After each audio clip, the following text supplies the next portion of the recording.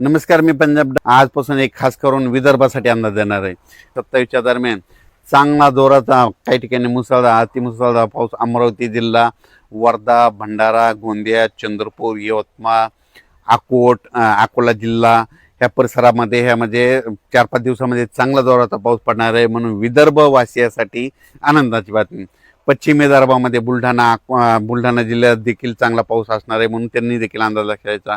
हिंगोली, वाशिमकडे पाऊस पडणार आहे. सर्वदूर नाही पण भाग बदलत पडणार आहेत. पिकाला दिलासादायक असणार आहे, म्हणून हे लक्षायचं.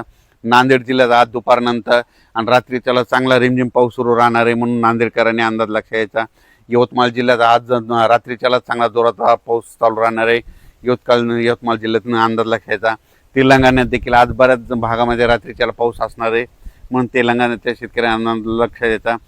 परभणी जिल्हा, जालना जिल्हा, लातूर जिल्हा आणि बीड जिल्हा ह्या 4 जिल्ह्यामध्ये आज दुपारनंतर विखुरलेल्या स्वरूपाचा बऱ्याच भागामध्ये पावसाचं आगमन होणार आहे. सर्वदूर काही पडणार नाही, पण भाग बदलत पिकाला जीवदान ठरणारा असा पाऊस असणार आहे, म्हणून हे लक्ष द्यायचं. सोलापूर जिल्ह्यात आज देखील सांगोला परिसरामध्ये पंढरपूर, आटपाडी तिकडे देखील चांगला पाऊस असणार आहे, म्हणून त्यांनी देखील लक्ष द्यायचं. त्याच्यानंतर इकडं श्रीगोंदा, अहिल्यानगरकडं तिकडे देखील आज बऱ्याच भागामध्ये पावसाचं आगमन असणार आहे. पाथर्डी त्या परिसरामध्ये, म्हणून त्यांनी देखील अंदाज लक्ष द्यायचा. कोकणपट्टीमध्ये कोल्हापूरपासून राधानगरी असा पाऊस पालघरपर्यंत त्या कोकणातला पाऊस चालूच राहणार आहे सरीवसरी, म्हणून ते लक्षात द्यायचं. पण त्याच्यानंतर पुण्याला देखील आज सरीवसरी येत राहतील, म्हणून पुणेकरांनी देखील अंदाज लक्षात द्यायचा. त्याच्यानंतर संगमनेर, अकोल्याच्या सरीवसरी चालूच राहतील.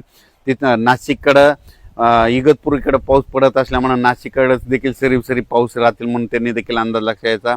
धुळे, जळगाव, नंदुरबार तिकडं मात्र 26, 27, 28च्या दरम्यान तिकडे देखील चांगला पाऊस येईल, म्हणून त्यांनी देखील अंदाज लक्ष द्यायचा.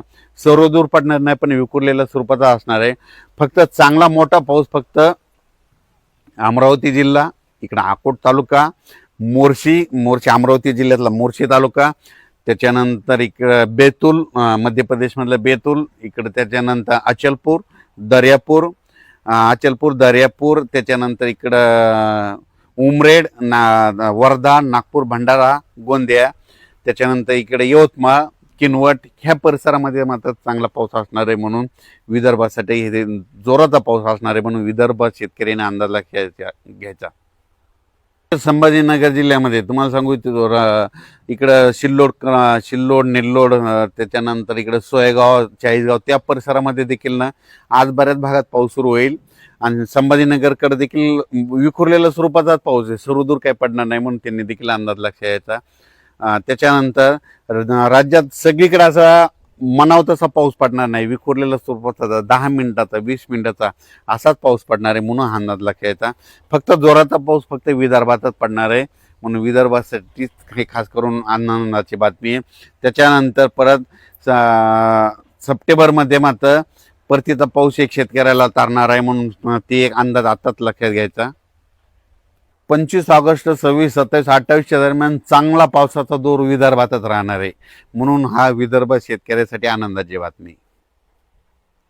विदर्भामध्ये काय होणार आहे, कमी दाबाचा पट्टा असल्यामुळं ते कमी दाबाचा पट्टा जात असल्यामुळं मग काय होईल, मग त्याच्या विदर्भाच्या बाजूला मराठवाडा आहे. मग मराठवाड्यामध्ये कोणता, परभणी जिल्हा, हिंगोली जिल्हा, त्याच्यानंतर नांदेड जिल्हा, इकडे जालना जिल्हा ह्या परिसरामध्ये काय होणार, मग रिमझिम पाऊस पडणार, म्हणून हे विदर्भामध्ये जास्त पडत असल्यामुळे मराठवाड्याला रिमझिम 25, 26, 27, 28च्या दरम्यान येणार आहे, म्हणून ह्या शेतकऱ्यांनी लक्ष येतात. पण ते पण सर्वदूर नाही, काही भागातच पडणार आहे, म्हणून अंदाज लक्ष यायचा.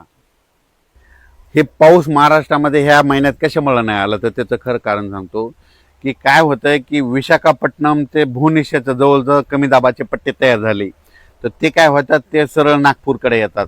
नागपूरकडून काय होतात, इकडं अमरावतीकडून इकडं बैतूलहून इकडे इंदोरकडे जात असल्यामुळे एका पाठोपाठ जवळपास 3 लो प्रेशर कमी दाबाचे पट्टे तिकडंच चालले. तर मग तिकडं जात असल्यामुळे महाराष्ट्रातलं सगळं बाष्प तिकडे खेचलं जाते, म्हणून महाराष्ट्रातला सध्या पाऊस बंद आहे. त्याच्यामुळे महाराष्ट्रात एवढा जोर धरून पाऊस नाही. मग महाराष्ट्रात जोर धरण्यासाठी तुम्हाला सांगू इच्छितो की मछलीपट्टम आहे, म्हणजे इकडे चेन्नईकडे मछलीपट्टम आहे.